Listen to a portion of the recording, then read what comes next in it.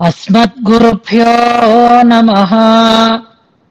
श्रीरङ्गसिंहगिरिदेशिकपादसेवा प्राप्ताखिल द्रविडवेदरहस्यजातम् श्रीगौतमान्वयजमाश्रितभागधेयम् गोपालदेशिकमहम् शरणम् प्रपद्ये।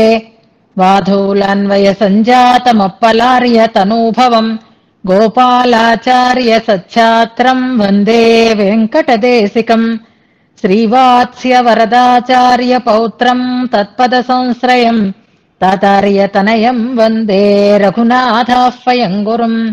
कास्यपान्वय सञ्जातम् नारायणपदाश्रितम् శ్రీమన్నారాయణం వందే యతీశ్వరశ్రియాజుషం. సద్గ్రంథాధ్యయన సంగోష్ఠిని ఈనాటి వ్యాసంగానికి సాదరంగా ఆహ్వానిస్తూ కలిసి ప్రార్థన చేసుకుందాం. ప్రణామం లక్ష్మణముని ప్రతిగృహ్ణాతు మామకం ప్రసాదయతి యత్సూక్తి స్వాధీనపతికాం శృతిం అనుకల్పభూతమురచిత్పదం సతాం అజహత్రివర్గమపవర్గవైభవం చలచిత్తవృత్తి వినివర్తన ఔషధం శరణం యతీంద్రచరణం వృణీమహే. శ్రీవత్సచిహ్నమిశ్రేభ్యో నమ ఉక్తిమధీమహే యదుక్తయస్త్రయీ కంఠే యాంతి మంగళసూత్రతాం. శ్రీయామునార్యపద పంకజ సక్తచిత్తే శ్రీమత్పరాంకుశ గురూత్తమలబ్ధ విద్యే శ్రీలక్ష్మణే మునివరేర్పిత సర్వభావం శ్రీవత్సచిహ్న గురుమన్వహమాశ్రయామి. జయతు జయతు దేవః కేశవః క్లేశహారీ జయతు జయతు నాథో భాష్యకారో యతీనాం జయతు జయతు నిత్యం కూరనాథో మహాత్మా జయతు జయతు భవ్యా భారతీ తస్య దివ్యా.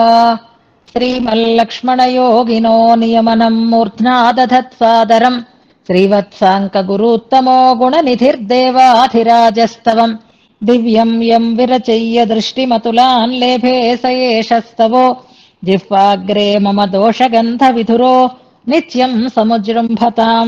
అతావజ్యా హృద్యా గుణగణ సమృద్ధా సుమధురా గభీరా సౌహార్దం మనసి విదధానా విజయతే. యదీయా శ్రీ సూక్తి సకలు భగవాన్ భద్రచరితో గురు శ్రీవత్సాంకో నివసతు మదీయే హృది సదా. ఈరోజు గోష్ఠికి స్వాగత వచనాలను తెలియజేస్తూ నిన్నటి పాఠ్యాంశాన్ని మననం చేసి మన ముందు ఉంచిన ఫణికుమారిని మనసారా అభినందిస్తున్నాను. చాలా శ్రద్ధగా చేశారు. మరొక దృష్టి లేకుండా ఏకాగ్రమైనటువంటి చిత్తంతో 2 శ్లోకాలలో ఉండేటటువంటి అంశాలని చక్కగా క్రోడీకరించుకుంటూ స్పష్టంగా ఆమె యొక్క మననం సాగింది. ఆ శ్రద్ధకి నేను మనసారా అభినందిస్తున్నాను. ఆ శ్లోకం చదవడం, శ్లోకంలో పదాలకి అర్థాన్ని చెప్పడం, యథాప్రకారంగా క్రియాపదం సంబోధనార్థక పదాలని గుర్తించటం, అందులో ఉండేటటువంటి విశేషాంశాలను వివరించటం, చాలా చక్కటి ప్రయత్నం, చక్కటి స్పష్టత, మంచి శ్రద్ధ ఆమె మననంలో నేను గ్రహించాను. ఇతోధికమైనటువంటి సామర్థ్యంతో చక్కగా ఇలాంటి మంచి విషయాలని వివరించగలిగే యోగ్యత ఆమెకి ఆచార్య అనుగ్రహంతో కలగాలి అని ప్రార్థన చేస్తున్నాను. చివరి సన్నివేశంలో ఉండేటటువంటి 2 శ్లోకాలు కూడా అద్భుతమైన విశేషమైనటువంటి ఫలాన్ని మనకి అందించేటటువంటి శ్లోకాలు. నిత్య కైంకర్య ప్రార్థన ఒకటి, నిత్య దాస్య ప్రార్థన ఒకటి. స్వామి యొక్క అనుగ్రహాన్ని ప్రార్థిస్తూ ఆ అనుగ్రహంలో మునిగిపోవాలి, ఆయన చూపుల ఆయన కటాక్ష వీక్షణాలు మన మీద పరిపూర్ణంగా ప్రసరించాలి అనే 2 మంచి ప్రార్థనలని చక్కగా అందంగా వివరించారు. చిన్న చిన్న ఉచ్చారణలో చిన్న చిన్న తేడాలున్నాయి. శ్లోకానుసంధానంలో అన్యన్యధీహి అని అన్నారు. అన్యన్యధి కాదు, అనన్యధీహి. ఒకదాకి యకారం అక్కర్లేదు. అన్యన్య అని కాకుండా అనన్యధీహి అనంటే సరిపోతుంది. అలాగే ఇంకొకటి ఏదో శ్లోకంలోనే వచ్చింది, నేను శ్లోకం చదివినప్పుడు చెప్తాను. అక్కడ కూడా త్వద్వదాచరన్ ఏదో వకారం ఎక్స్ట్రాగా వచ్చింది ఉచ్చారణలో. ఆ ఉచ్చారణలో కొంచెం ఆ ఒత్తులు వచ్చినప్పుడు ఎక్కడ ఉంది ఎక్కడ లేదు అనే దాని మీద కొంచెం దృష్టి పెడితే ఆ దోషాలు కూడా వినపడకుండా ఉంటాయి. చాలా చక్కటి ప్రయత్నం చేశారు.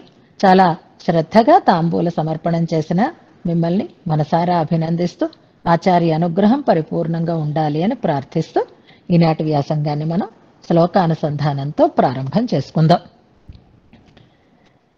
శ్రీవత్సాంకం నమస్యామి భక్త్యా గురుశిఖామణిం యస్య రత్నాయతే పంచస్తవీ స్తోత్రసరేద్భుత స్వస్తి హస్తి గిరిమస్తశేఖరः సంతనోతు మయి సంతతం హరిః నిస్సమాభ్యధికమభ్యధత్తయం దేవమౌపనిషదీ సరస్వతీ సంవదేత కిల యత్ప్రమాంతరైస్తత్ప్రమాణమితి ఏహి మే నిరే తన్మతే పిబత మానతాంగత హస్తినాజ్య పరవస్తు నిత్రయీ గుణాయత్తం లోకే గుణిషు హిమతం మంగళపదం విపర్యస్తం హస్తి క్షితిధర తత్వయి క్షితిధర పతే తత్వయి పునః గుణాః సత్య జ్ఞాన ప్రభృతయౌ తత్వద్గతతయా శుభీభూయం యాతా ఇతి నిర్ణయిష్మ శృతివశాత్ అనన్యాధీనత్వం తవ కిల జగుర్వైదిక గిరః పరాధీనం త్వాం తు ప్రణత పరతంత్రం మనుమహే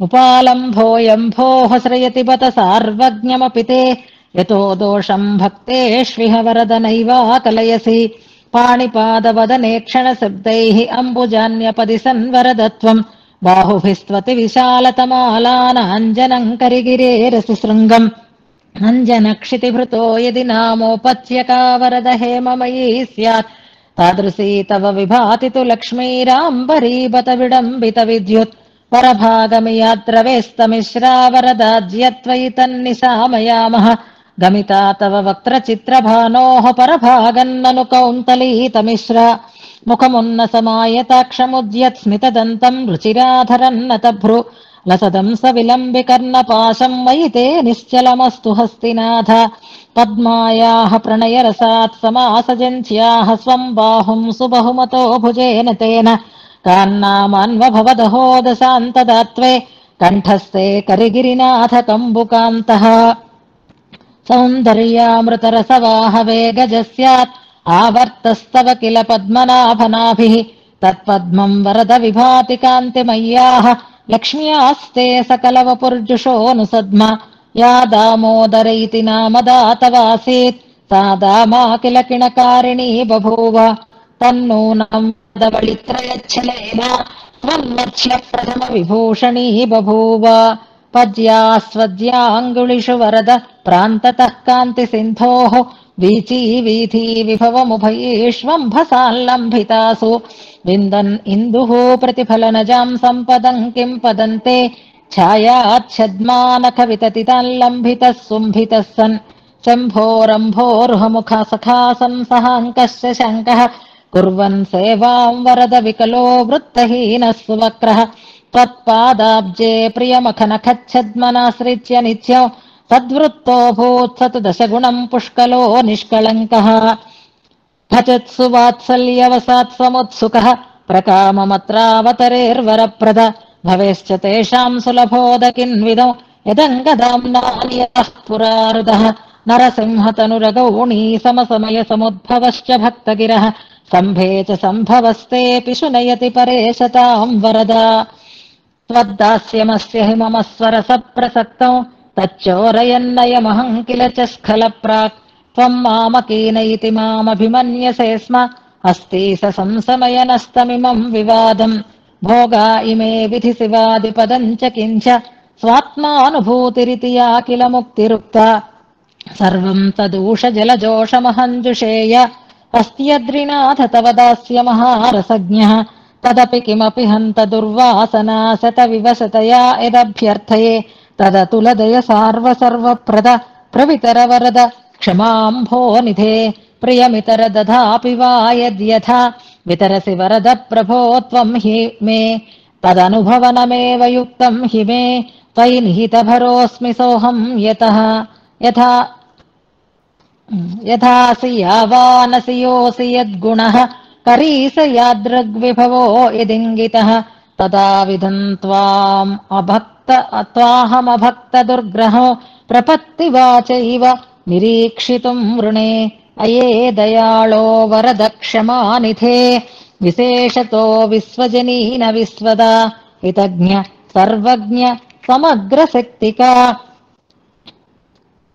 ప్రసహ్య మాం ప్రాపయ దాస్యమేవ తే స్వకైర్గుణైః స్వైశ్చరితైః స్వవేదనాత్ భజంతి ఏ త్వాం త్వయి భక్తితోऽథవా కరీస తేషామపి తావకీ దయా తథాత్మకృత్సైవ తు మే బలం మతం యది త్వభక్తోऽప్యగుణోऽపి నిష్క్రియో నిరుద్యమో నిష్కృత దుష్కృతో న చ లభేయ పాదౌ వరదస్ఫుటాస్తతః క్షమాదయాజ్యాస్తవ మంగళా గుణాః విలోకనైర్విభ్రమణైరపి భ్రువోః స్మితామృతైరింగితమంగళైరపి ప్రచోదితస్తే వరద ప్రహృష్టధీః కదా విధాస్యే వరివస్యనం తవ వివిశ్య విశ్వేంద్రియతర్షకర్షణీః మనస్థలే నిత్యనిఖాత నిశ్చలాః సుధాసఖైర్హస్తిపతే సుశీతలాః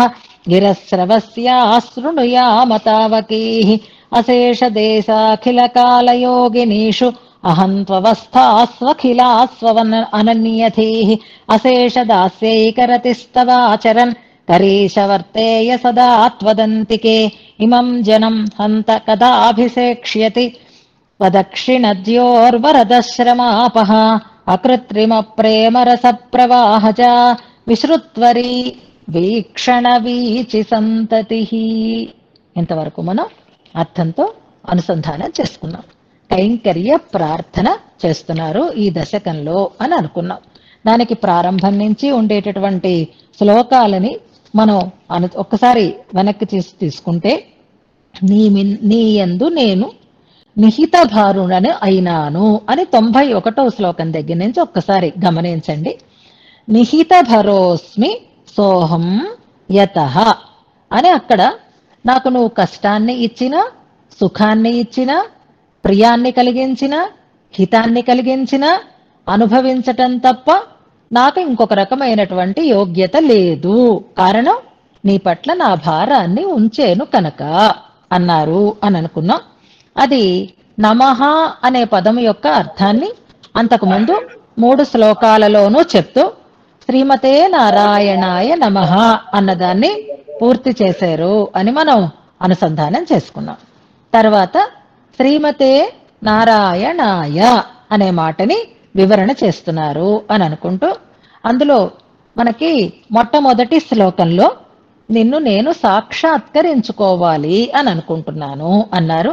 నిరీక్షితుం రుణే ఏవేవి కోరేరు అనడానికి మనం వరసలో వస్తే నిరీక్షితుం రుణే భగవత్ సాక్షాత్కారాన్ని మొట్టమొదటగా ప్రార్థన చేశారు. అంటే సాక్షాత్తుగా భగవంతుని దగ్గర ఉండి భగవత్ సేవ చేసుకోవాలి అని.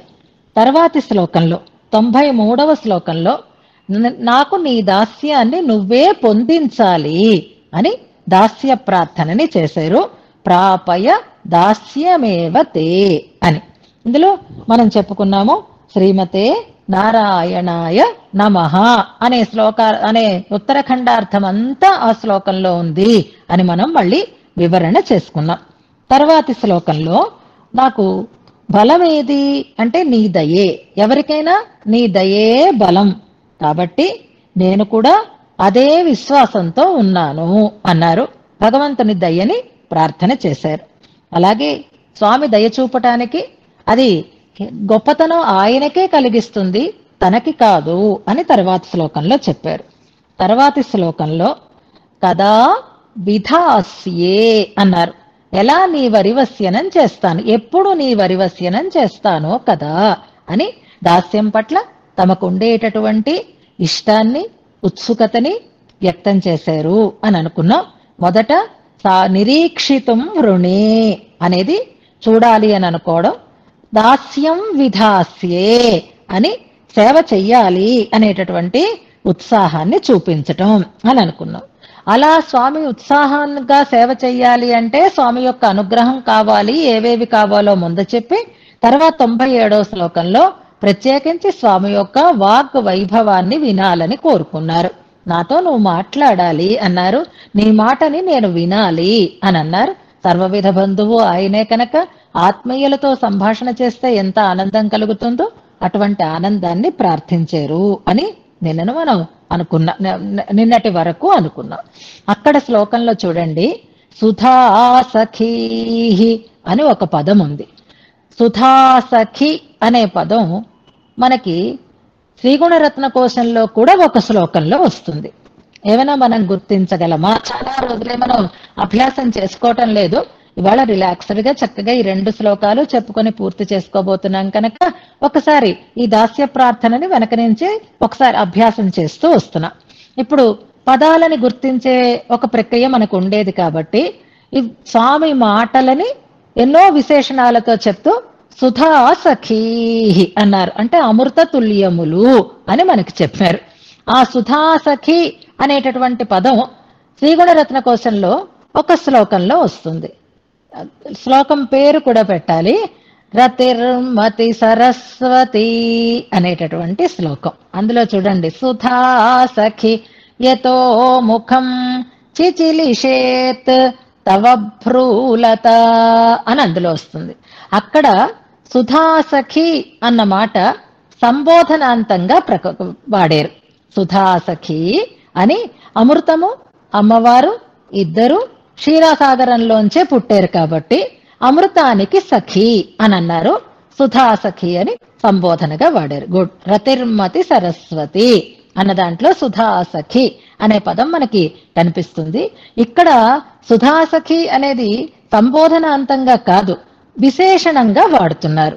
వాక్కులకి గిరహ అన్నదానికి సుధాసఖీ అనేటటువంటి మాటని విశేషణంగా వాడుతున్నారు.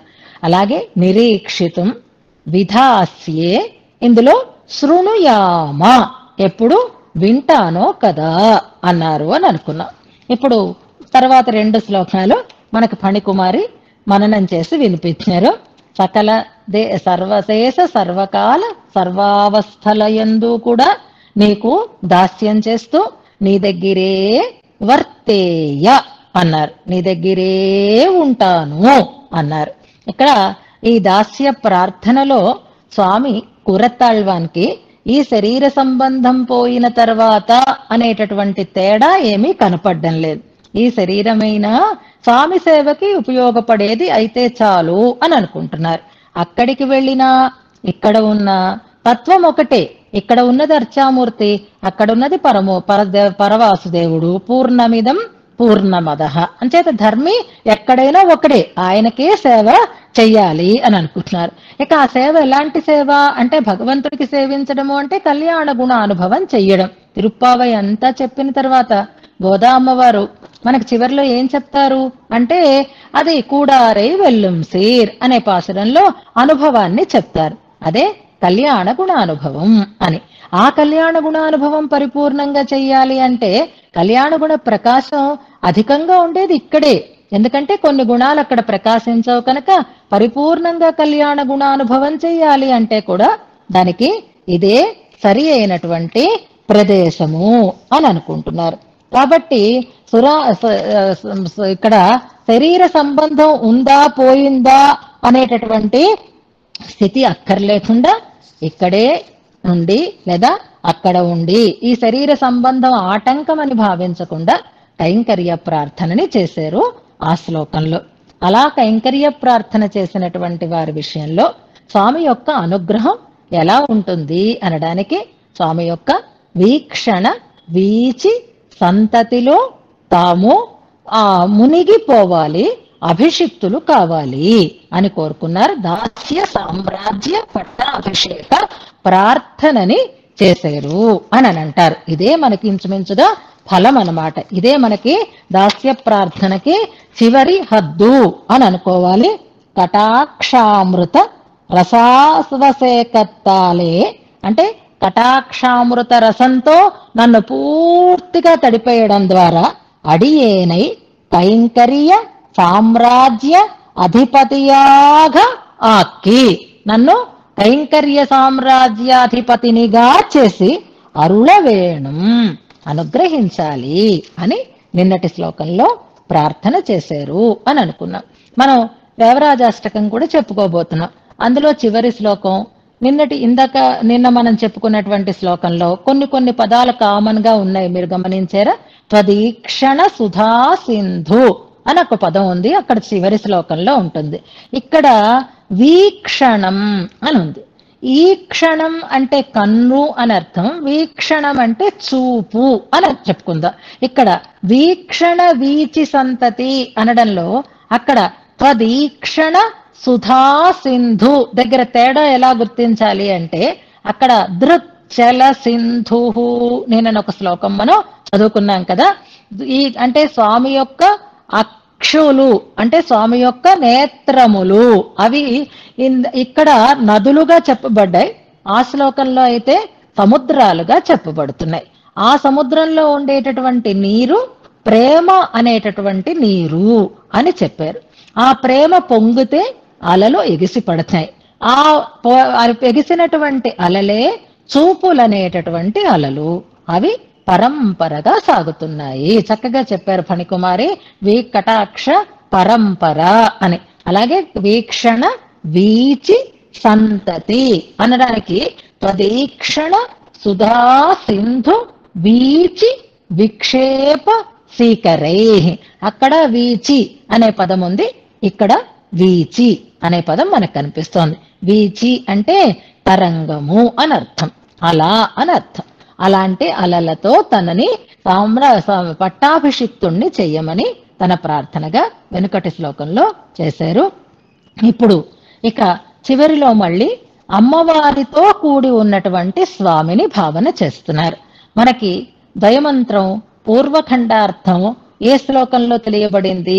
మొట్టమొదటిగా అంటే 2వ శ్లోకంలో శ్రీనిధిం నిధిమపారమర్థినాం అని ఆ శ్లోకంలో ద్వయమంత్ర పూర్వఖండ వివరణ ఖండార్థ వివరణ చేశారు అని అనుకున్నాం. అప్పుడు కూడా ఎలాగైతే ద్వయమంత్రంలో శ్రీమన్నారాయణ అని లక్ష్మీ సంబంధంతోటే ప్రారంభమవుతుందో, అలాగే ఉత్తరఖండంలో కూడా శ్రీమతే నారాయణ అని మనకి లక్ష్మీ సంబంధం చెప్పబడుతుందో, ఇప్పుడు ఈ స్తోత్ర ప్రారంభంలో చేసినట్లుగా మంగళాచరణం తర్వాత శ్రీ సంబంధాన్ని భావించినట్లుగా ఇప్పుడు దీన్ని పూర్తి చేస్తూ కూడా లక్ష్మీపతి అయినటువంటి నారాయణునికే కైంకర్యం చెయ్యాలి అనే దాన్ని ఇందులో స్పష్టం చేస్తున్నారు. ఒక్క నారాయణుడికి కాదు, శ్రీమన్నారాయణునికే మిథున కైంకర్యం అంటాను చూసారా, ఆ మిథున కైంకర్యాన్ని ఇందులో మనకి స్పష్టం చేస్తున్నారు. ఇక ఇవాళ హాయిగా మీరు ప్రమాణ తిరట్టు కూడా అనుసంధానం చేద్దురుగానే, ఇంక ఇదే అవకాశం కాబట్టి మనకి ఇందులో ఆ పాశురాలను కూడా చెప్తాను, నోట్ చేసి పెట్టుకోండి.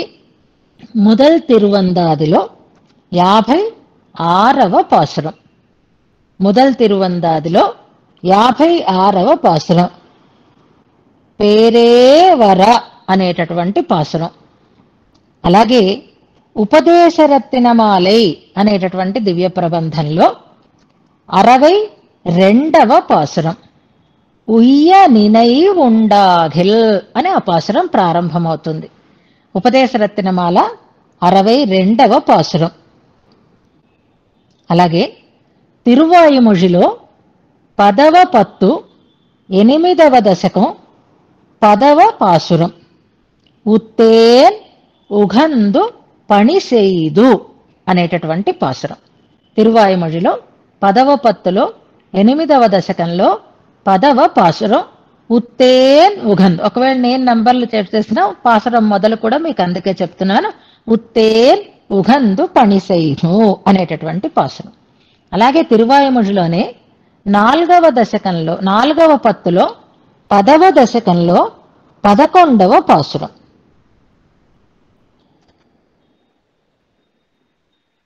ఇవి ప్రధానంగా మనం చివరిలో అనుసంధానం చేసుకుందాం.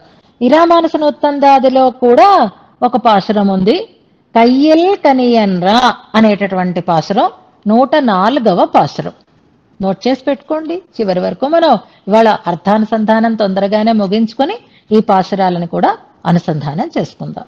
అలాగే వైకుంఠస్తవంలో కూడా 2 శ్లోకాలు ఉంటాయి, వాటిని కూడా చెప్తాను, వాటిని కూడా అనుసంధానం చేసుకుందాం. వైకుంఠస్తవంలో వైకుంఠ వర్ణన, పరమపద వైభవ వర్ణన చేసినటువంటి శ్లోకాలు ఒక 5 శ్లోకాలు ఉంటాయి. 41 నుంచి 45 వరకు వరుసగా పరమపద వైభవాన్ని మనకు అందులో స్పష్టంగా వర్ణన చేస్తారు. అందులో 42వ అన్నీ మంచివే, కానీ 42వ శ్లోకం అనుకుంటాను. యద్బ్రహ్మరుద్ర పురుహూత అనేటటువంటి శ్లోకం తప్పనిసరిగా అనుసంధానం చేద్దాం. మిగిలినది సమయాన్ని బట్టి నేను చెప్తాను. ఇప్పుడు మనం కొత్త శ్లోకాన్ని ముందుగా అనుసంధానం చేసుకుందాం. 100వ శ్లోకం. శత సంఖ్య మనకి పూర్తవుతోంది. హాయిగా అనుసంధానం చేస్తాను, వినండి. సదాతనత్వేపి తదాతనత్వవత్ నవీభవత్ ప్రేమరసత్ ప్రవాహయ నిషేవితం త్వాం సతతోత్కయా శ్రియా కరీశ పశ్యేమ పరస్సతాః సమాః. మరొకసారి శ్రీమతే నారాయణాయ అంటున్నాం అన్నమాట. సదాతనత్వేభి తదాతనత్వవత్ నవీభవత్ ప్రేమ రసత్ ప్రవాహయ నిషేవితం త్వాం సతతోత్కయా శ్రియా కరీశ పశ్యేమ పరస్సతాః సమాః.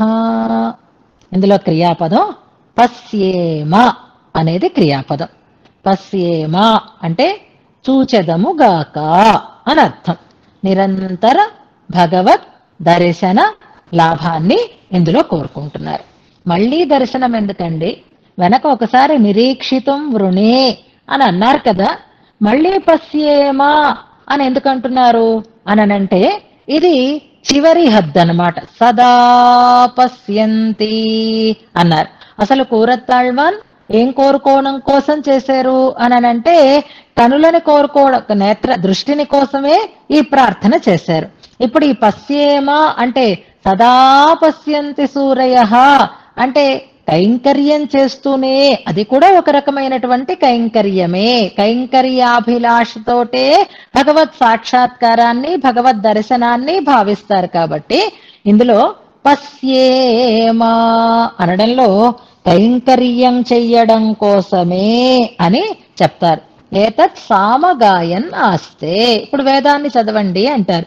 భగవంతుణ్ణి చూస్తూ భగవత్ సేవ చేస్తూ అప్పుడు అనుసంధానం చేయడంలో ఉండే ఆనందం ఎలా ఉంటుందో అలాంటి ఒక దర్శన భాగ్యాన్ని ఇందులో ప్రార్థన చేస్తున్నారు కూరత్తాళ్వాన్. అంటే ఇది కైంకర్యంలోకే చెందేది అవుతుంది. సామగాయన్నాస్తే సదా పశ్యంతి తద్విప్రాసో విపన్యవః ఇలాంటివన్నీ కూడా నిత్య కైంకర్యం చేసేటటువంటి వారికి లభించేటటువంటి స్థితులు అని మనం అనుకున్నాం. అలాంటి స్థితి నాకు కావాలి. ఎవరిని అంటే ఇందులో కరీశ అనేది సంబోధనార్థక పదం, సులభంగానే మనకు తెలుస్తోంది. కరీశ పశ్యేమ. ఈ పశ్యేమ అనేది బహువచనం. అంటే కూరత్తాళ్వాన్ చూస్తాను అని అనటం లేదు, చూసేదము అని తనని తన వారిని అందరినీ కలుపుకొని చెప్తున్నారు. అంచేత బహువచనంలో ఉంది క్రియాపదం. చూచెదము గాక అంటున్నారు. ఎవరిని అంటే త్వాం అనే పదం ఉంది చూడండి 3వ లైన్లో. త్వాం నిన్ను, పశ్యేమ చూచెదము గాక. ఎంతసేపు చూస్తారు అంటే నిరంతరం అని చెప్పాలి.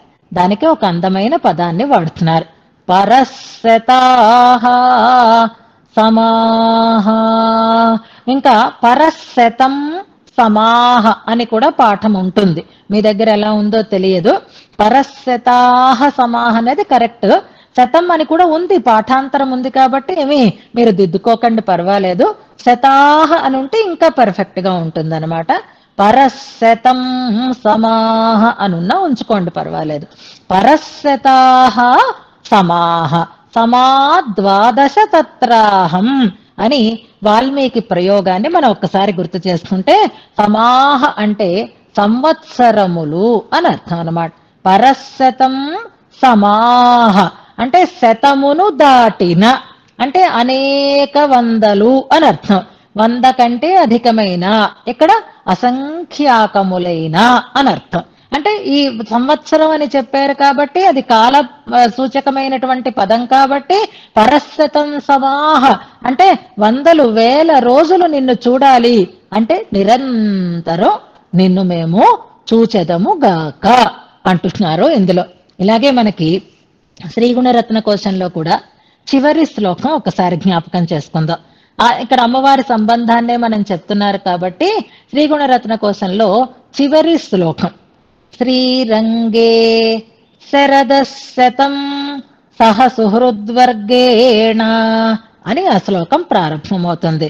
శరదశతం శతం జీవ శరద అని అలాగా ఆశీర్వచనం చేస్తారు. శత శరత్తులు, శత సమములు, శతాయుర్దాయం ఇది మనం వింటూ ఉంటున్నాం. అంటే ఒక మనిషికి పూర్ణాయుర్దాయం ఎంత అని నిర్ణయింపబడింది అంటే 100 సంవత్సరములు అని నిర్ణయింపబడింది. ఇప్పుడు పరశతం అని అంటున్నారు అంటే అంతవరకు మాత్రమే కాదు, నిరంతరంగా అనే అర్థం ఇందులో ధ్వనిస్తుంది. పరశతం సమాహ త్వాం పశ్యేమ నిన్ను చూచెదము కాక సదా పశ్యంతి అనేటటువంటి స్థితి మాకు కూడా కలగాలి గాక అని ప్రార్థన చేస్తున్నారు. త్వాం అనడంలో ఆయన ఏ విశిష్టతలు కలిగిన ఉన్నవాడు, ఎలాంటి స్వామిని సేవించాలని అనుకుంటున్నారు అనడానికి పైనుండేటటువంటి శ్లోకపాదాన్ని మనం సమన్వయం చేసుకోవాలి. శ్రియా నిషేవితం త్వాం అంటున్నారు. శ్రియా లక్ష్మీదేవి చేత నిషేవితం నిత్యము అనుభవింపబడుతూ ఉండేటటువంటి త్వాం నిన్ను అని అర్థం. ఒక్క క్షణం కూడా వదలకుండానే ఉంటుంది కదా ఆవిడ. అంచేత నిత్యము స్వామి యొక్క భోగాన్ని ఆమె పొందుతూ ఉంటుంది. నిత్యము పొందుతూ ఉండే దాని విషయంలో ఉత్కంఠ ఉండాల్సినటువంటి అవసరం లేదు. కానీ ఆ భగవద్ అనుభవం ఆ తల్లికి ఎలా ఉంటుంది అంటే సతత ఉత్కయా అంటున్నారు. ఉత్క అంటే ఉత్కంఠ అని అర్థం అనమాట. సతతోత్కయా అంటే ఎప్పుడూ ఉత్కంఠతోటే ఉంటుంది. అంటే ఇది ఇంకా నాకు అసలు పొందలేదు, నేను దీన్ని పొందాలి అని కొత్త అనుభవం పట్ల ఉండేటటువంటి ఉత్కంఠ ఎలా ఉంటుందో అమ్మవారికి స్వామి యొక్క అనుభవమునందు సతతోత్కంఠ ఉంటుంది. సతత ఉత్కయ.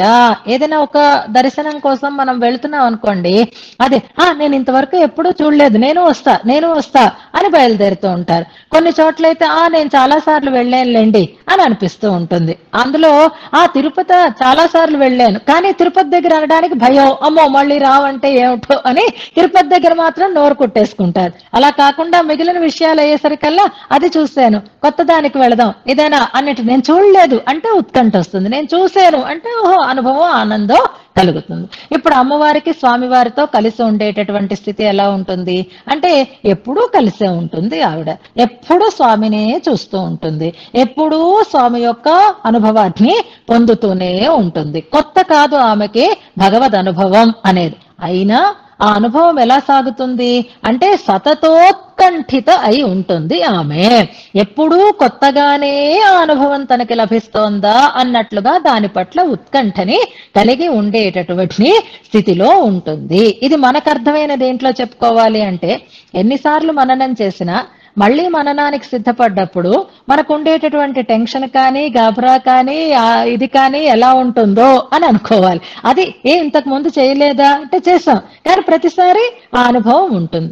అలా ప్రతిసారి అమ్మవారికి నిత్యోత్కంఠ భగవద్ అనుభవంలో సతతోత్కయా శ్రియా అంటున్నారు. మా ఆయనేంలే అని ఏనాడు ఆవిడకి ఒక రకమైనటువంటి ఉదాసీనత ఉండదు, సతతోత్కంఠే ఉంటుంది. ఇంకా అవ్వలేదు, ఇంకా అవ్వలేదు, ఇంకా కొత్తగా ఉంది, ఇంకా కొత్తగా ఉంది అన్నట్లుగానే ఉంటుంది స్వామి యొక్క అద్భుతమైన దివ్యమైనటువంటి ఐశ్వర్యము, దివ్యమైనటువంటి శోభ అంటున్నారు. దాన్ని ఇంకా పైన వివరిస్తున్నారు. సదాతనత్వేభి సదాతనం అంటున్నారు. అంటే ఎల్లప్పుడూ ఉండేది అని అర్థం అన్నమాట. సదాతనత్వేపి, సదా తాను అనుభవిస్తూ ఉన్నప్పటికీ కూడా, తదాతనత్వవత్, రెండు పదాలు ఉన్నాయి చూడండి, సదాతనత్వం, తదాతనత్వం. కురేసల పాఠ్యాంశాన్ని చదువుకున్నప్పుడే మనకి పదాలు పట్టుబడతాయి. ఆ పద ప్రయోగంలో కొత్తదనం చాలా అద్భుతంగా ఉంటుంది. సదాతనం అంటే నిత్యము ఉండేది, తదాతనం, తదా అంటే అప్పుడు అని అర్థం కదా, అప్పుడే చూసినది అని అర్థం అనమాట. సదాతనత్వేపి, భగవదనుభవం సదాతనత్వం, నిత్యము అనుభవింపబడుతూ ఉన్నప్పటికీ కూడా తదాతనత్వే, ఇప్పుడే చూసానా ఈయన్ని, ఇప్పుడే చూసానా అన్నట్టుగా ఉంటుందిట ఆయన యొక్క ఆ సాహచర్యం ఆమెకి. ఇంతకు ముందు ఇలా లేదే, ఇంతకు ముందు ఇలా లేదే అని తదాతనత్వం అంటున్నారు. అప్పటికి చెందినది అంటే అప్పుడే కలిగినది అన్నట్లుగా ఉండడం. అది అనుభవము అలాగే ఉంటుంది, అలా కాదు స్వామి యొక్క రూపము అలాగే ఉంటుంది అని రెండు రకాలుగా. తదాతనత్వం అనుభవంలోనూ కొత్తదనమే, అలా కాదు భగవంతుని యొక్క ఆ అందంలోనూ కొత్తదనమే కనపడుతూ ఉంటుంది. ఇంతకు ముందు ఇలా లేదు, ఇంతకు ముందు ఇలా లేదు, ఇప్పుడే ఇలా ఉంది, ఇప్పుడే ఇలా ఉంది అని అనిపించే అంత కొత్తదనం. క్షణే క్షణే ఎన్నవతాముపైతి అంటారు. సౌందర్యం సౌందర్యం, రమణీయత రమణీయత అంటే ఏం అర్థం లేదు. ఏది అందమైనది అని మనం నిర్ణయం చెయ్యాలి అని అంటే ఎంత అనుభవిస్తున్నా, దేని విషయంలో అయితే కొత్తదనం మనకి అనుభవయోగ్యంగా ఉంటుందో, కొత్తగానే అనిపిస్తూ ఉంటుందో అదే అందమైనది అని అర్థం అన్నమాట. అందుకే చంద్రుడు అందమైనవాడు, కమలం అందమైనది, సముద్రం అందమైనది. ఎందుకని? సదాతనత్వేపి తదాతనత్వవత్, నిత్యము చూస్తున్నా కొత్తగా చూస్తున్నట్లుగానే మనకి ఆ అనుభవం ఉంటుంది కనుక అలాగే భగవంతుణ్ణి అనుభవిస్తూ ఉంటుంది ఆమె.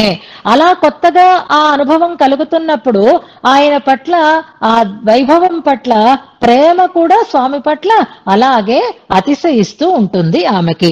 నవీభవత్, కొత్తదవుతూ ఉండేటటువంటి ప్రేమ రస ప్రవాహయా శ్రియా, ఆ స్వామి పట్ల ఆమెకు ఉండేటటువంటి ప్రేమ ఇంకా ఇంకా ఇంకా ఇంకా కొత్తదనాన్ని సంతరించుకుంటూ ఉంటుంది. ఈ ప్రేమ నవీభవన్ ప్రేమ, కొత్తదైనటువంటి ప్రేమ ప్రవాహం నిండి ఉంటుంది ఆ తల్లి హృదయంలో.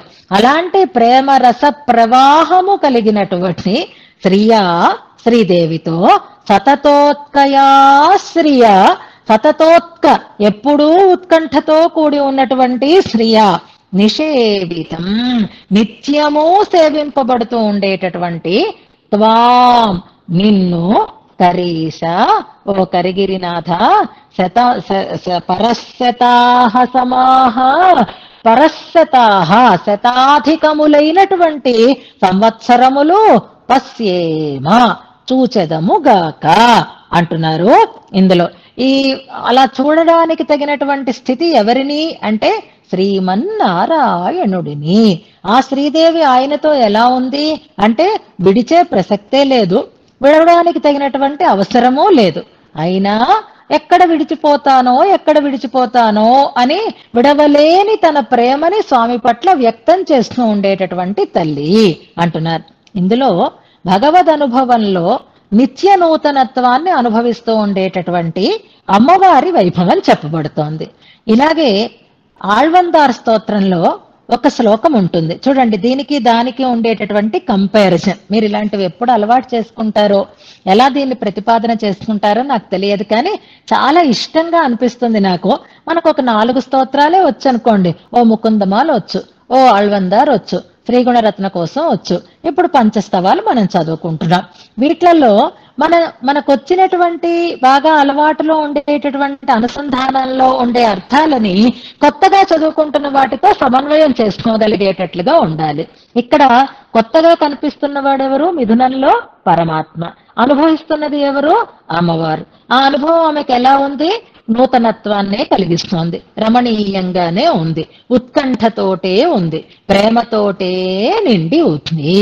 ఏమి కొత్తగా పెళ్ళయిందా? కాదు, ఎప్పుడో పెళ్ళైంది, ఎప్పుడూ ఉన్నటువంటి మిథునమే వారిద్దరు. కానీ ఆమెకి ఆ అనుభవం నిత్య నూతనంగానే ఉంది. అది స్వామిలో ఉండేటటువంటి ఆ అద్భుతం, సౌందర్య వైభవం అని ఇక్కడ చెప్తున్నారు కూరత్తాళ్వాన్. ఆళ్వందార్ స్తోత్రంలో ఒక శ్లోకం ఉంది. స్వవైస్వరూప్యేణ సదానుభూతయాభి అపూర్వవత్ విస్మయమాదధానయా. గుర్తొచ్చిందా శ్లోకం? నెంబర్ కూడా పెట్టారు కదా. ఇప్పుడు ఆ శ్లోకాన్ని ఒకసారి భావిద్దాం మనం.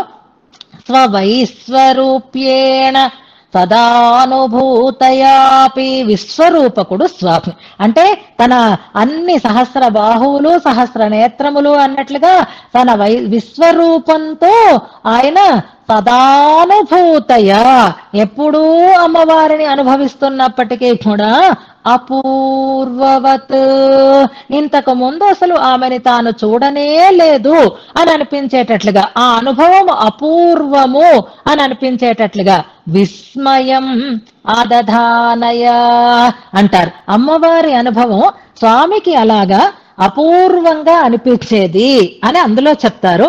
ఇక్కడ స్వామివారి అనుభవం అమ్మవారికి అలా నిత్య నూతనంగా అనిపిస్తోంది.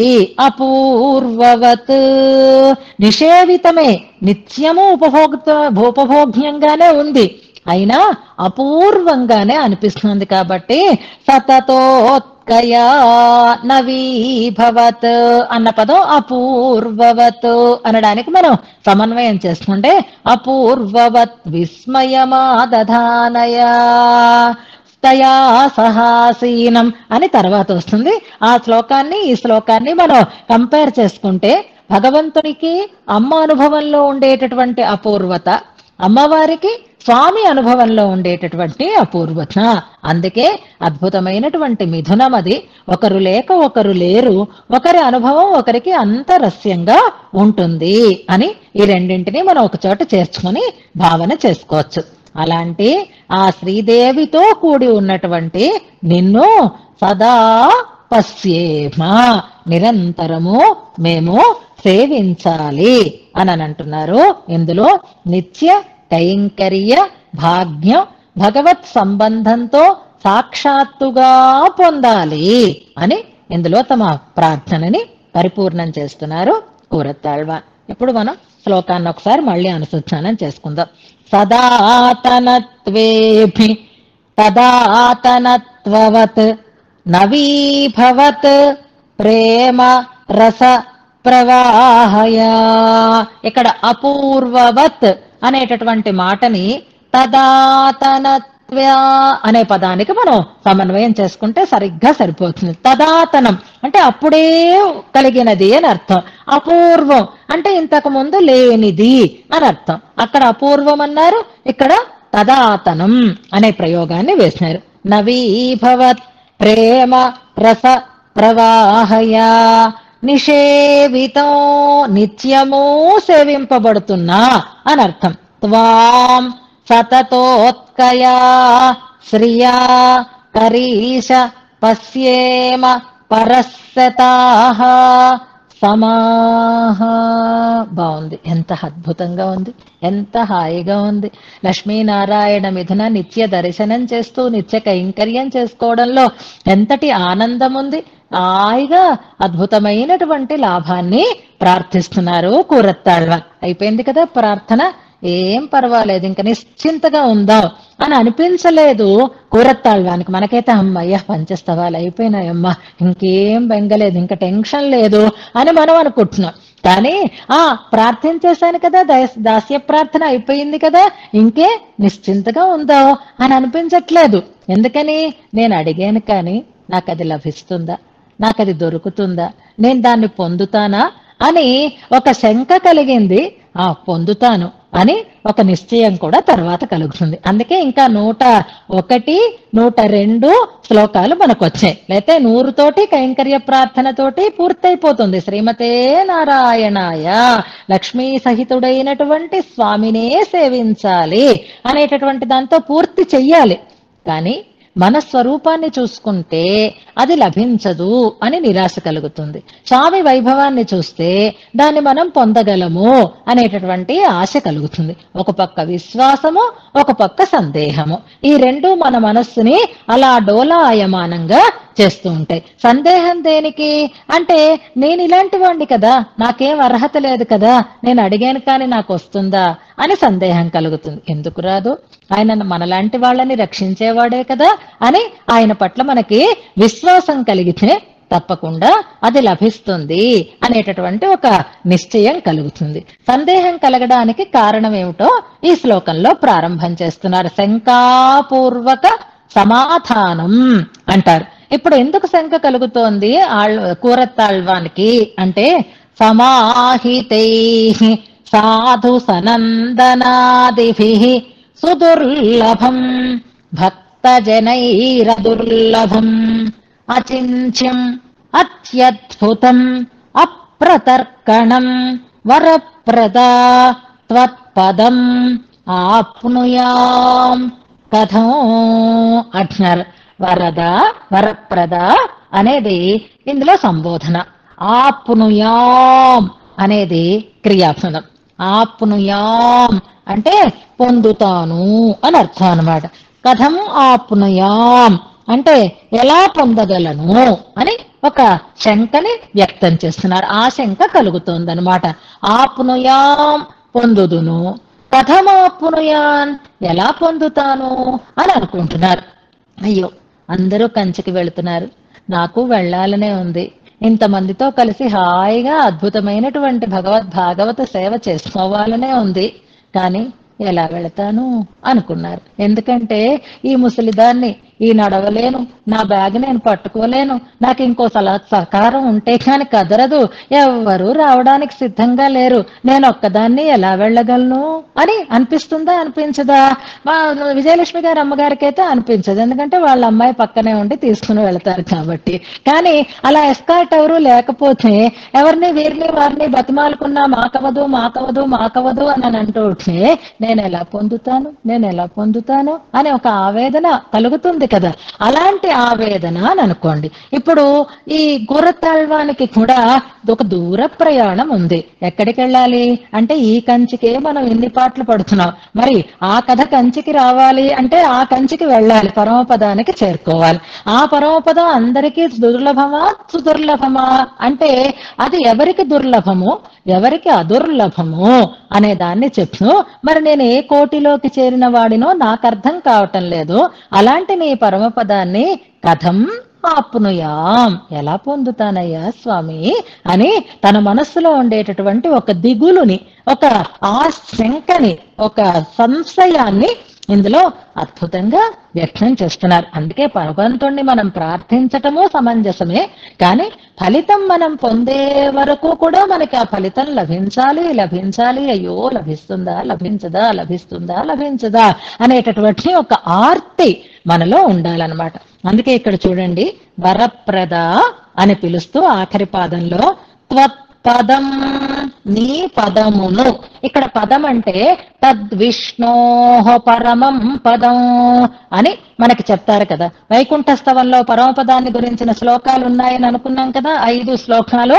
అందులో భగవంతుని యొక్క పరమపదాన్ని అంటే నువ్వు ఉండేటటువంటి ఆ స్థానాన్ని నేను చేరితే కదా నీకు కర్తవ్యాన్ని, నీకు దాస్యాన్ని చేసుకోగలుగుతాను, దాన్ని కథం ఆప్నుయాం ఎలా పొందగలుగుతానో కదా. అంటే ఎందుకు పొందలేరండి, గూగుల్ మీట్ లేదు మీ దగ్గర, గూగుల్ ఇది ఉంది కదండి, దాంట్లో సెర్చ్ చేసేసుకోండి, లొకేషన్ వచ్చేస్తుంది, ఆ లొకేషన్ బట్టి వచ్చేయండి నా దగ్గరికి, ఈజీగా వచ్చేస్తారు. ఇవాళ ఎక్కడికైనా వెళ్ళడం కష్టమా చెప్పండి, హాయిగా చిన్న స్మార్ట్ ఫోన్ పట్టుకుంటే చాలు ఎక్కడికైనా వెళ్ళిపోతాము. హాయిగా ఒక ప్రయాణ సాధనం పెట్టుకుంటే చాలు, అదే టర్న్ రైట్ టర్న్ లెఫ్ట్, ఇన్ని కిలోమీటర్లు వెళ్తాం, ఇన్ని మీటర్స్, ఇక్కడ లెఫ్ట్ టర్న్ అక్కడ రైట్ టర్న్ హాయిగా ఇస్తూ ఉంటుంది ఇన్స్ట్రక్షన్స్, వెళ్ళిపోతూ ఉంటాం, గమ్యాన్ని మనం చేరిపోతూ ఉంటాం. అలా దీనికి ఏవైనా గూగుల్ మ్యాప్ ఏదైనా ఉందా అని అంటే నో గూగుల్ సెర్చ్, ఇందులో అలా సెర్చ్ చేసి తెలుసుకోవడానికి తగినటువంటి లొకేషన్ కాదు అంటున్నారు. ఎంచేత అంటే అచింత్యం అత్యద్భుతం అప్రతర్క తర్కణం ఒక 3 విశేషణాలు వాడుతున్నారు. అంటే నువ్వలా ఈజీగా తెలుసుకొని వెళ్ళిపోవడానికి తగినట్లుగా ఉండేది కాదు. అచింత్యం అది చింతకి అందనిది, అంటే నీ ఆలోచనకి అందనిది, నీ బుద్ధికి అందనిది ఆ పరమపదం యొక్క వైభవం. అది తెలుసుకొని నువ్వు వెళ్ళగలగడం అనేది నీకు సాధనమైనటువంటి బుద్ధికి కూడా అది అందేది కాదు. ఇలా ఉంటుంది, ఇలా ఉంటుంది. అవాంగ్మనసగోచరం అని అంటారు. వైకుంఠ గద్యంలో మనకి స్పష్టంగా రామానుజుల వారు దాన్ని చెప్తారు. ఇయత్ పరిణామమియదైశ్వర్యం ఈదృశ స్వభావమితి పరిచ్ఛేత్తుమయోజ్ఞం అంటారు. ఇలా ఉంటుంది, ఇంత ఉంటుంది, ఇక్కడ ఉంటుంది అని పరిచ్ఛేత్తుమయోజ్ఞం. అది పరిచ్ఛేదించడానికి తగిన శక్తి కలిగినది కాదు. కాబట్టి అచింత్యం అన్నారు. అంటే గూగుల్లో లేదంటే అది లేదండి, అంతే. గూగుల్లో ఉంటే అన్ని ఇందులో ఉంటాయండి, ఇందులో లేదంటే అది ఊరికే చెప్తున్నారు అనమాట. అలాంటి ప్లేస్ అంటూ ఒకటి లేదండి అని అనుకోకండి. అత్యద్భుతం, ఇంకా అంతకంటే అద్భుతమైనటువంటి స్థానం మరొకటి లేదు. వైగుంధమానగర్ అని ఆళ్వార్లు చెప్తారే, అది మత్తదు కయ్యదువే అంటారు. మనం ఆ పాశరాలు ఇప్పుడు టిక్ చేసి పెట్టుకున్నాం, చివరిలో చదువుతాం.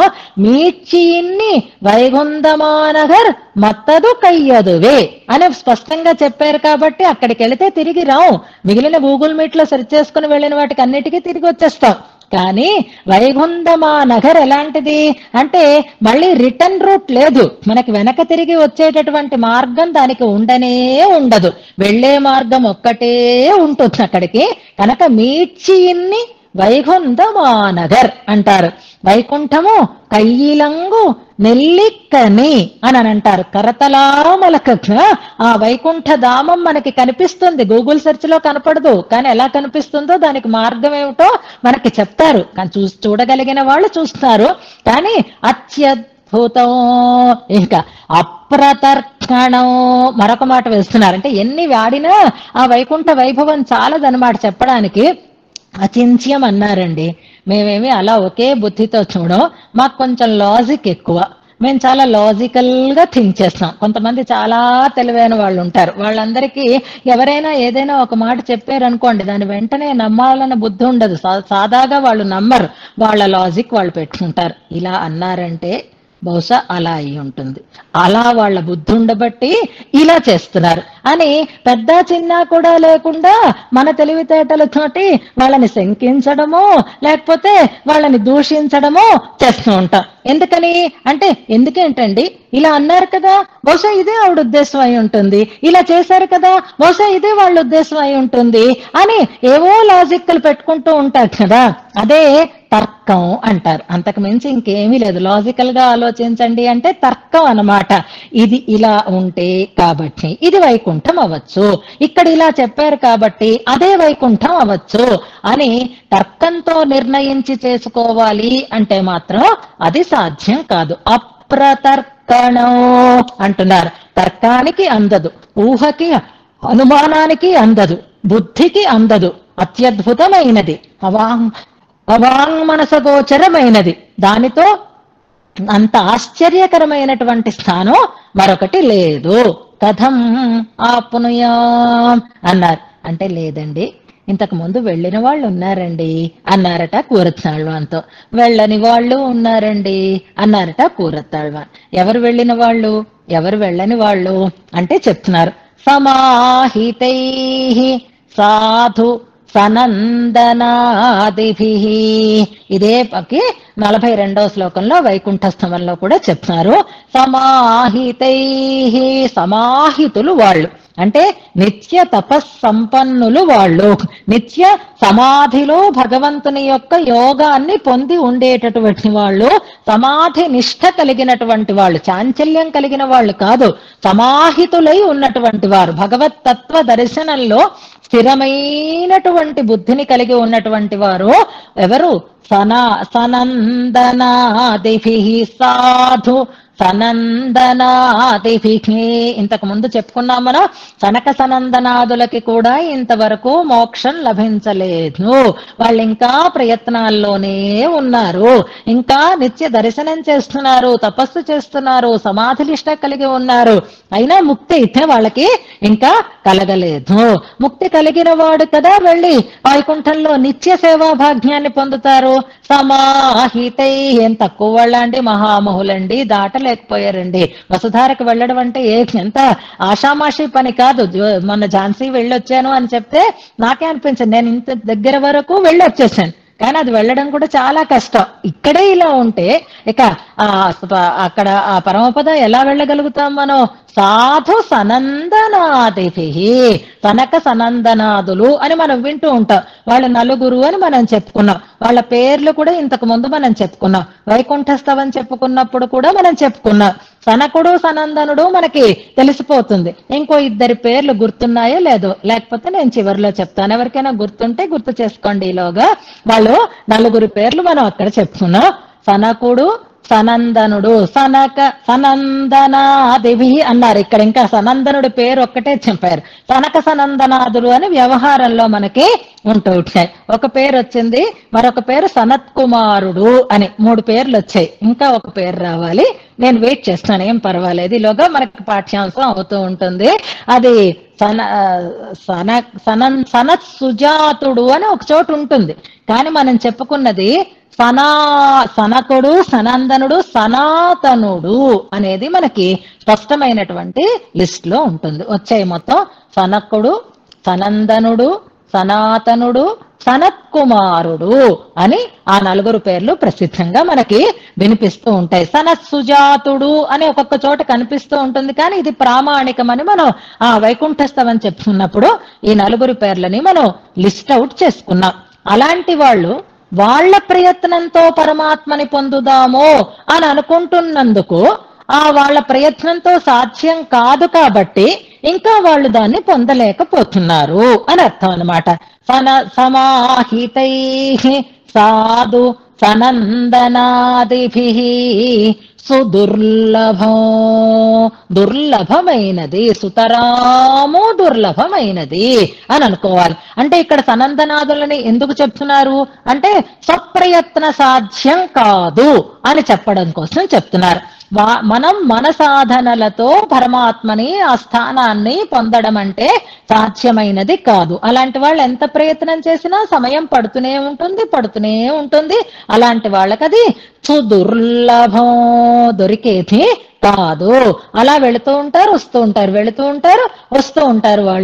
వాళ్ళ చేత పొందబడేది కాదు, వాళ్ళకే పొందబడేది కాదు అని అంటే ఇంకా బ్రహ్మరుద్రాదులకి చెప్పవలసినటువంటి అవసరమే లేదు. అందుకే యో బ్రహ్మ రుద్ర పురుహూత ముఖాధిభిః అని మనం వైకుంఠస్థవం శ్లోకంలో చెప్పుకున్నాం. వాళ్ళని మించిన వాళ్ళు సనందనాదులు, వాళ్ళ వల్ల కూడా అది పొందబడేది కాదు అని అక్కడ చెప్తూ వైకుంఠధామ వైభవాన్ని కూరతాళ్వాన్ అక్కడ వివరిస్తారు. దాన్నే ఇక్కడ కూడా చెప్తూ సుదుర్లభం అంటున్నారు. దాంట్లో వెళ్ళలేకపోయామండి, మొన్న రథయాత్ర అండి, పూరి వెళ్ళామండి, ఎప్పుడూ చూడలేదని. బాబు ఏం జనమండి, అసలు కాలు ముందుకి కదలలేదనుకోండి, అక్కడికి బోళ్ళంత మేము టికెట్, విఐపి టికెట్ అవన్నీ తీసుకున్నామండి, కానీ మా వల్ల కాలేదండి అన్నారు ఒకరు. కానీ మరొకరు అసలు ఎప్పుడూ అంత స్మార్ట్ గా కనిపించరు, అసలు వాళ్ళకి అంత చురుకుతనం ఉందని కూడా తెలియదు. కానీ పక్కనే వాళ్ళు అదేంటది, మేము ఎంత దగ్గర నుంచి చూసామో తెలుసా, ఇలా దేవుడు మేమే ఉన్నాం, ఎంత దగ్గరగా ఎంత బాగా జరిగిందో అన్నారు ఒకళ్ళు. ఇది ఎలా జరిగిందండి అంటే అక్కడ పండా గారు ఉన్నారు కదండి, ఆయనే రండి అని మమ్మల్ని ఆ పక్కన నిలబెట్టారండి అన్నారు. ఇప్పుడు ఈ విఐపి టికెట్లు తీసుకుని మినిస్టర్ తాలూకు రికమెండేషన్స్ చేయించుకొని నాకే దొరుకుతుందనుకుని గొప్పగా వెళ్ళినటువంటి గ్రూప్ వాళ్ళేమో అంత దూరంలో నిలబడిపోయారు. ఏమో దొరికితే దొరుకుతుంది, లేకపోతే లేదు అని వెళ్ళిన వాళ్ళనేమో ఆ పండా గారు పిలిచి దేవుణ్ణి దగ్గరగా చూపించారు. అవునా? ఇప్పుడు చూసిన వారు ఉన్నారా? ఉన్నారు. చూడని వాళ్ళు ఉన్నారా? ఉన్నారు. ఇప్పుడు మనం ఎవరిని పట్టుకోవాలి అంటే, ఏమండి విఐపి వాళ్ళకే దొరకలేదండి, మనమేం వెళతాం అని ఊరుకుంటే మీ ఇష్టం.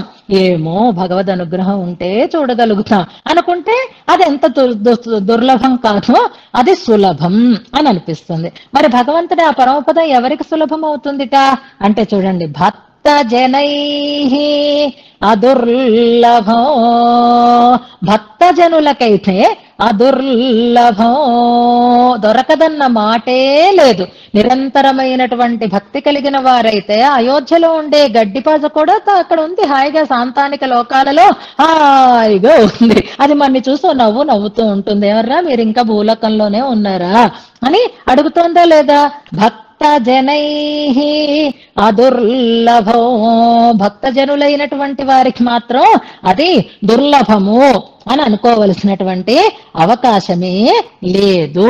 భక్తజనులు చేరిపోతున్నారు.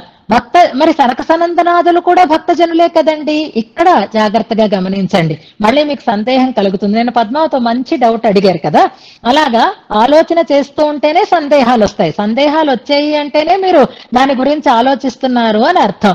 రుచి కోసం, విశ్వాసం కోసం అమ్మవారిని ముందు ప్రార్థించారు కదా, మరి రుచి కలిగించేది అమ్మవారు కదా, స్వామిని రుచి కలిగించమని ఎందుకు ప్రార్థిస్తున్నారు అని నిన్న ఒక డౌట్, చాలా మంచి డౌట్. ఏదైనా ఇచ్చేవాడు స్వామి, ఇవ్వమని రికమెండ్ చేసేది తల్లి అని అనుకుంటే అక్కడ మనకి క్లారిటీ వస్తుంది. వాళ్ళకి రుచి విశ్వాసాన్ని కలిగించు అని ఆవిడ రికమెండ్ చేస్తుంది, అందుకే ఆవిడ్ని పురుషకారం అని అంటారు. అందుకని ఆ రుచి విశ్వాసాలు కలిగేటట్లుగా చెయ్యమని ముందుగా అమ్మవారిని ప్రార్థన చేశారు అని అంటారు. అందుకని మనకి భక్తజనై అదుర్లభం, అలా మనని పురుషకారం చేసేటటువంటి మహానుభావులు ఎవరైనా ఉంటే వాళ్ళ వల్ల మనకి ఈజీగా దొరుకుతుంది.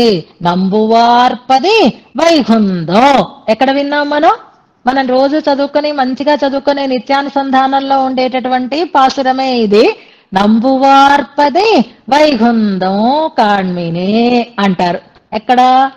కండిన సిరుత్తాంబులో చివరి పదం మీరు ఒక్కసారి అనుసంధానం చివరి పాసురం ఒక్కసారి గుర్తుపెట్టుకుంటే వైకుంఠం ఎవరికి దొరుకుతోంది అంటే మధుర కవి సొన్న సొల్ నంబువార్పది, మధుర కవి సొన్న సొల్ నంబువార్. మనకది సులభమైన మార్గం. సనక సనందాదులలో మనం అంత కష్టపడి సమాధినిష్ట కలిగి ఉండవలసినటువంటి అవసరం లేదు. అలాగే ఆళ్వార్ల పాసురాలు, ఈ 10 పాసురాలు చదివితే మీడ్చియిన్ని వైకుంఠమానగర్ మత్తదు కయ్యదువే, ఇదే ఫలశ్రుతి చెప్తారు. అందుకని భక్తజనై సుదుర్లభం, అదే మనకి ఉపదేశ రత్నమాలలో స్పష్టంగా చెప్తున్నారు. ఉయ్యనినై ఉండాగిల్ అనేటటువంటి పాసురంలో ఉజ్జీవించాలని కోరిక ఉంటే మీ గురువు గారి పాదాల మీద మీరు ప్రేమ పిలిచి ఉండొచ్చు. అలా ప్రేమ కలిగిన వాళ్ళకి ఈ వైకుంఠము మత్త కయ్యిలంగు నెయ్యే కని అంటారు, కరతలామలకం అవుతుంది. చక్కగా కనిపిస్తూ ఉంటుంది. గూగుల్ సెర్చ్ కూడా అక్కర్లేదు, డైరెక్ట్ గా మీకు అది కనిపిస్తూ ఉండేటటువంటిది అవుతుంది వైకుంఠం అంటారు. అందుకే ఆ పాసురాలన్నీ ఇవాళ ఒక్కసారి మనం అనుసంధానం చేసుకుందాము అని అనుకున్నాం. ఉయ్యనినై ఉండాగిల్ అన్న మాట ఉంటుంది. అందులో చాలా దానికి ఒక ఊపిరి లాంటిది అన్నమాట.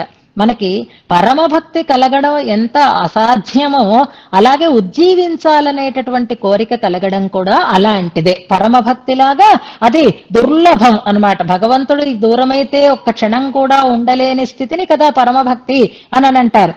అలా ఉయ్యనినైవు ఉండాగిల్ అంటే ఉజ్జీవించాలనే కోరిక ఉంటే అంటూ ప్రారంభం చేస్తున్నారు. ఉండడమే సాధ్యం కాదు, కానీ అది కనుక ఉంటే బ్రతికి ఉండాలనుకుంటే అని అంటారు. బ్రతకు ఇక్కడ దేనికి?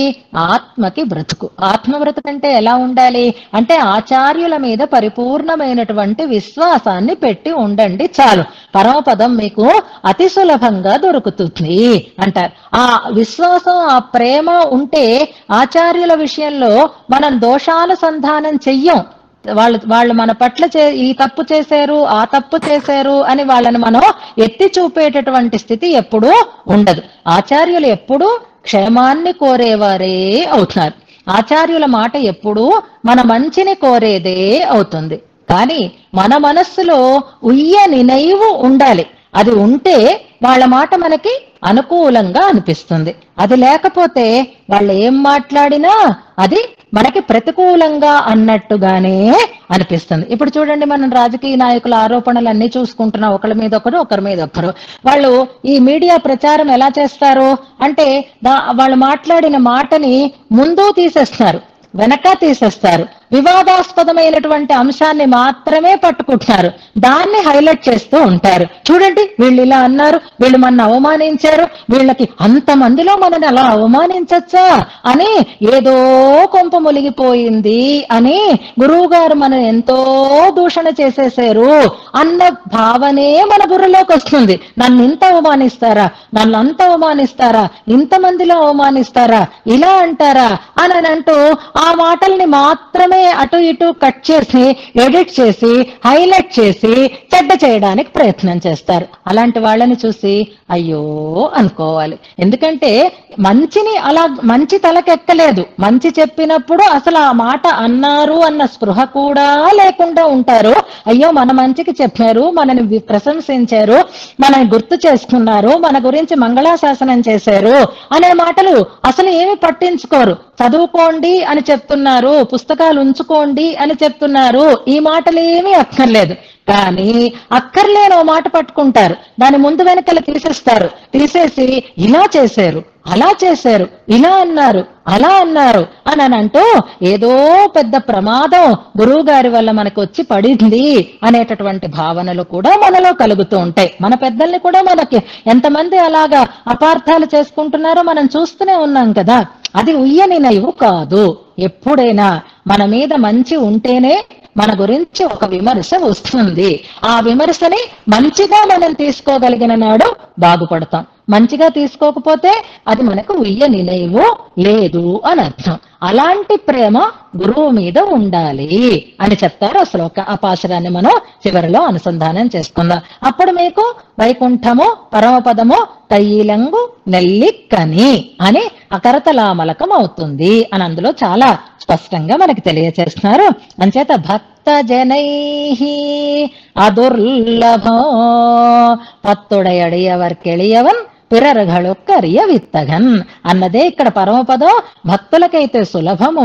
సనక సనందనాదులు భక్తులైనా స్వప్రయత్నంతో వాళ్ళు సాధించాలనుకుంటున్నారు కాబట్టి ఆలస్యం అవుతుంది. భగవంతుడి మీదే భరణ్యాసం చేసి ప్రపత్తి చేసి భగవద్ దయతో పొందాలనుకుంటే అది చాలా సులభంగా మనం పొందగలుగుతాము. దీనికే ఒక ఎగ్జాంపుల్ చెప్తారు. ఎలాగట అంటే, మనం అందరం భగవంతుడి సంతానమే కదా. భగవంతుడికి బాగా దగ్గరగా ఉండేటటువంటి పిల్లవాడు ఎవరు అంటే, మొట్టమొదట పుట్టిన పిల్లవాడు ఆయనే. ఎవరు? బ్రహ్మగారు. ఎక్కడున్నారు? స్వామి దగ్గరే ఉన్నాడు, కడుపులోనే ఉన్నాడు, ఆ నాభి కమలంలోనే ఉన్నాడు ఆయన. ఇప్పుడు ఆయన ముందు స్వామి పాదాలు చూస్తాడా, మనం ముందు స్వామి పాదాలని చూస్తామా? ఆలోచించండి. అంటే ఆయన కనపడు, ఎందుకంటే ఆయన నాభి కమలంలో ఉన్నాడు, ఆయనకి ఇలాగే స్ట్రైట్ గానే కనిపిస్తుంది, కానీ కింద నుండేటటువంటి పాదాలు కనిపించే అవకాశం లేదు. బ్రహ్మగారు ఇప్పటికి వరకు స్వామివారి పాదాలు చూడలేదుట. ఇది మొదలు తిరువందాదిలో పాశురం మనం అనుసంధానం చేద్దామని అనుకుంటున్నాం కదా. ఆ భావాన్ని ఆళ్వార్లు అక్కడ వ్యక్తం చేస్తారు. అక్కడే ఉంటాడు, స్వామితోటే ఉంటాడు, స్వామి శరీరంలోనే ఉంటాడు, కానీ ఇప్పటి వరకు బ్రహ్మగారు ఆయన పాదాలని చూడలేదు అంటారు. అలాగే మనం మన ప్రయత్నంతో ఇంత గొప్పవాళ్ళు అంత గొప్పవాళ్ళు, మననిలా అంటారా, మననిలా చేస్తున్నారా అని అనుకున్న వాళ్ళకి ఎప్పటికీ ఆ భగవంతుని యొక్క ఆ దాస్యం, భగవంతుని పాదాలు చేరేటటువంటి స్థితి ఉండదు. అందుకే సమాహితై సాధు సనందనాతిభి సుదుర్లభం. ఆచార్యులు లేకపోతే, ఆచార్య అనుగ్రహం లేకపోతే, ఆచార్యులు ఉన్నా ఆచార్య స్మరణం లేకపోతే, ఆచార్య సంబంధానికి దూరమైతే, ఆచార్య సంబంధాన్ని మంచిగా భావించకపోతే, దూరమైనా సరే ఇంకా ఆచార్య సంబంధంలో దోషాలనే వెతుక్కునేటటువంటి స్థితి ఉంటే, ఇంకా ఎంత వేచి ఉండాలో, ఇంకా ఎంత ఎదురు చూసాడో దానికి ఇదే నిదర్శనం. అవేమీ అక్కర్లేకుండా కన్నినం సిరుత్తాంబులో ఎలాగైతే మా గురువు తప్ప నాకు మరొక దైవము లేదు అని ఉన్నారో, ఆయన పట్టకండి, ఆయన గురువు దాకా అక్కర్లేదు, ఈయన చెప్పిన మాటలు వింటే చాలు మీకు నంబువార్పది వైగుంధం అని మనకి స్పష్టం చేస్తారే. అది ఆచార్య వైభవం. ఆచార్య సంబంధ వైభవం అంటారు. అందుకే కథం ప్రాప్నుయాం అని చింతన వ్యక్తం చేస్తారు, ఇందులో శంకని వ్యక్తం చేస్తారు. ఎందుకని అనంటే వరప్రద అని పిలుస్తున్నారు చూసారా. ఇక్కడ చివరిలో ఒక్క మాట చెప్తాను. మనకి రఘునాథాచార్య స్వామి వారి గ్రంథంలో కూడా అది ఆ న్యాయం గురించి ఉంది చూడండి. ఘృతకోశాతకి న్యాయం అని ఉంది. వింటే అర్థం కాదు, కానీ దాన్ని తెలుగు చేసుకుంటే అర్థం అయిపోతుంది. ఘృతం అంటే నెయ్యి, ఘృతకోశాతకి అంటే నేతి బీరకాయ అని అర్థం. అంతే. ఘృతకోశాతకి అంటే ఏమిటో కష్టంగా అనిపిస్తుంది. నేతి బీరకాయ న్యాయం అని అనుకుంటున్నాం. ఎంత ఈజీగా ఉంది. ఎందుకని మన భాష కదా, అందుకని ఆ భాషలో ఉండే ఆత్మీయత అలా ఉంటుంది అనమాట. నేతి బీరకాయ న్యాయంగా అంటారు. కూరతాళ్వానికి సందేహం ఎందుకు కలుగుతుంది అంటే, స్వామి నువ్వు ఒకవేళ నన్ను ఉపేక్ష చేస్తే వరప్రద వరద ఇవన్నీ నేతి బీరకాయ న్యాయం లాంటివి అంటారు. అంటే పేరులో నెయ్యి ఉంది, బీరకాయలో అయితే నెయ్యి లేదు. అలాగే నీ పేరులో వరద అని ఉంది, కానీ నిజంగా నువ్వు నన్ను అనుగ్రహించకపోతే ఏమో ఆ వరద అనేది కూడా నేతి బీరకాయ లాంటిదా ఏమిటి అని నాకు బెంగ. అందుకని నేను పొందగలనా లేదా అని ఒక ఆ శంకని ఇందులో వ్యక్తం చేస్తున్నారు. శంకకి సమాధానం కూడా అంటే కథమాప్నుయాం అనడంలో ఉద్దేశం ఏమిటి, పొందలేనని కాదు, కానీ పొందడానికి తగిన యోగ్యతలు ఏవీ నాలో లేవు అని స్పష్టం చెయ్యడం అన్నమాట. స్వామి అలాంటి శక్తిమంతుడను నేను కాను, కానీ నేను పొందుతాను. ఎందుకని అంటే రామానుజంఘ్రి శరణోస్మి అంటూ చివరిలో ఆ శ్లోకంతో పూర్తి చేస్తారు. నాకు దారి ఒకటి ఉంది. ఏమిటా దారి అంటే, మా రామానుజుల వారి పాదాలని పట్టిన వాడను నేను అయి ఉంటున్నాను కనుక ఆ సంబంధంతో తప్పకుండా వరదుడు నన్ను అనుగ్రహిస్తాడు అంటూ ఆ శంకకి పరిహారాన్ని తర్వాతి శ్లోకంలో చెప్తారు. మనకేమీ లేకపోవచ్చు అర్హతలు, కానీ నిశ్చింతగా ఉండడానికైతే ఒక్క కారణం చాలదా, మా గురువుగారు ఉన్నారు అనేటటువంటి నిశ్చింత ఉంటే చాలు, హాయిగా మనం ఆ లాభాన్ని పొందగలుగుతాము అంటారు. వైకుంఠస్తవంతో ప్రారంభం చేశారు. నియో నిత్యమచ్యుత పదాంబుజ అంటూ ప్రారంభం చేశారు. రామానుజ అంఘ్రి శరణై చేశారు. అందులో ఈ వరదరాజస్తవంతో పూర్తి చేస్తున్నారు. మళ్ళీ రామానుజంఘ్రి శరణోస్మి అంటూ మనం తలుపు తీసి పెరుమాళ్ళ దగ్గర ఆరాధన చేయడానికి సిద్ధపడేటప్పుడు మన పరిచయం మనం చేసుకోవాలి. స్వామి చూస్తాడు, తలుపు తీస్తున్నావు, నిద్ర లేపుతున్నావు, ఆరాధన చేయడానికి సిద్ధంగా ఉన్నావు. ఎవరం ఆరాధన చేస్తున్నాము చెప్పాలి. ఆ చెప్పేటప్పుడు ఎవరమని చెప్పుకోవాలి అంటే ఈ శ్లోకాన్నే అనుసంధానం చేస్తూ పరమాత్మని మనం మేలుకొలపాలి. మేలుకొలపడానికి ముందు, కవాటోద్ఘాటనానికి ముందు మనం చేసుకునేటటువంటి విన్నపంగా ఈ శ్లోకాన్ని నిత్యానుసంధేయంగా పెద్దలు తిరువారాధన క్రమంలో మనకి పొందుపరిచి ఇచ్చారు. ఆ శ్లోకార్థాన్ని పెద్దల ద్వారా సాక్షాత్తుగా వరదరాజస్వామి సన్నిధిలోనే మనం ఉపదేశాన్ని పొంది పెద్దల శ్రీ సూక్తుల ద్వారా వీళ్ళందరూ అక్కడ చెప్తున్నారు వరదరాజుకి, ఈ గోష్ఠి మన గోష్ఠేనయ్యా స్వామి, మన వాళ్లే వీళ్ళందరూ మంచివాళ్లే, కొంచెం అటు ఇటు అవుతూ ఉంటారు కానీ మళ్ళీ చెప్పినట్టు వింటారు, ఏ పనైనా చేస్తారు, పాపం ఏమీ ఇబ్బంది పెట్టరు, ఎక్కడికి రమ్మంటే అక్కడికి వస్తారు, ఏం చేయమంటే అది చేస్తారు, ఏం చదవమంటే అది చదువుతారు, ఏది మననం చేయమంటే అది చేస్తారు, చాలా మంచి వాళ్ళయ్యా, వీళ్ళని అనుగ్రహించు అని మనకి పెద్దలందరూ రికమెండ్ చేయబోతున్నారు. ఆ సందర్భంగా మనం ఎవరమో మనని మనం ఎలా చెప్పుకోవాలో ఆ మాటల్ని మన చేత అక్కడ అనిపిస్తారు. అందరం ఆ రకంగా పెద్దల శ్రీ సూక్తుల ద్వారా విన్నపం చేసుకుందాం. చివరి శ్లోకాన్ని, ఈ 2 శ్లోకాలని ఇప్పుడు మనం ఉపదేశాత్మకంగా అనుసంధానం చేస్తాం.